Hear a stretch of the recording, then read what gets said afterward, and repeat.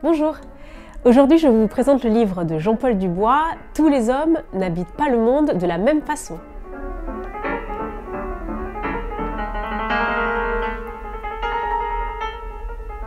C'est le roman qui vient d'avoir le prix Goncourt, figurez-vous, de cette année.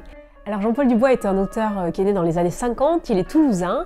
Vous le connaissez peut-être, ou certains de ses ouvrages. Il a écrit entre autres « Une vie française » ou encore « Kennedy et moi » ou bien encore plus récemment « La succession ».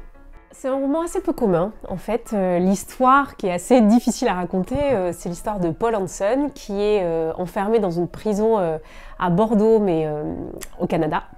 Et on ne sait pas vraiment en fait au début du roman pourquoi il est enfermé. On se doute qu'il a fait quelque chose de pas bien, mais le personnage est tellement doux, attachant, à l'humour cynique, mais ça on adore ça. Qu'en fait on se demande ce qu'il fait là, et surtout il a un co-détenu qui est à crever de rire, qui est vraiment génial. Et en fait pendant tout le roman il remonte le fil, il se remémore ses souvenirs, il se remémore les souvenirs de son enfance, notamment son père et sa mère qui étaient tellement à l'opposé l'un de l'autre. Il se remémore son amour perdu, mais c'est pas vraiment un spoil parce qu'on le sait assez vite au début du roman. C'est un roman qui est très riche et qui est assez étonnant. En fait, sincèrement, c'est pas palpitant, mais on se laisse complètement aller dans le roman, on y est bien, quoi. C'est vraiment un voyage, en plus c'est hyper exotique, enfin, en tout cas pour moi, ça parle du Canada, de Toulouse, du Danemark, qui sont un peu tous les lieux dans lesquels il a vécu. C'est un roman drôle, cynique, doux, amer, très beau, très triste. Bon, la fin est vraiment super, vraiment. Jubilatoire, et puis qui aide à comprendre, on va dire, les coups de folie. Je ne veux pas vous en dire plus, mais ça nous aide à comprendre ce qui peut se passer des fois chez un être humain qui dégoupille. C'est un passage qui se passe vers la fin du roman. J'espère, mais je ne pense pas vous dévoiler quoi que ce soit, mais voilà, je vous laisse écouter. Nous sommes arrivés côte à côte par la grande porte du hall. Il était impossible de ne pas nous voir. Deux peignoirs d'un blanc à écorcher les yeux.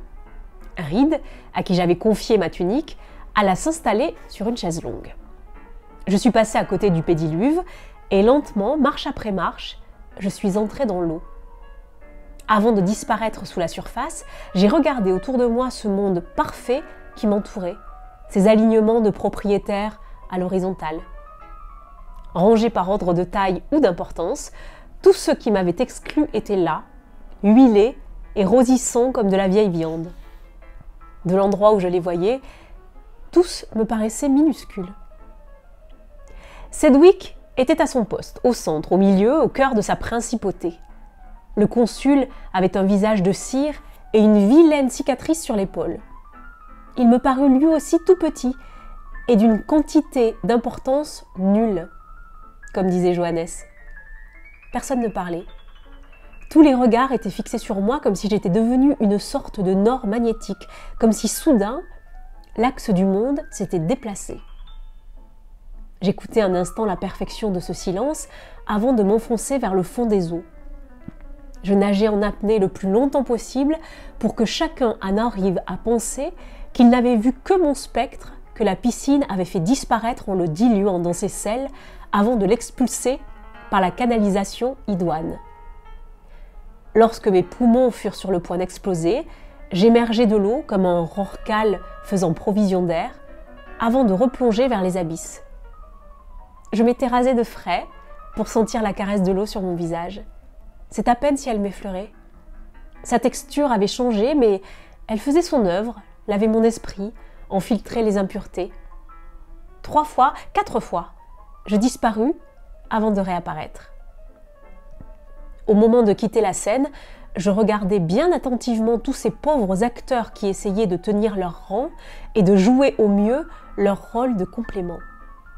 J'approchai du bord, pris appui sur la margelle, et flottant entre deux eaux, dans l'enviable position du tireur couché, je regardais fixement Edward Sedgwick. Ainsi que l'on examine un animal mort.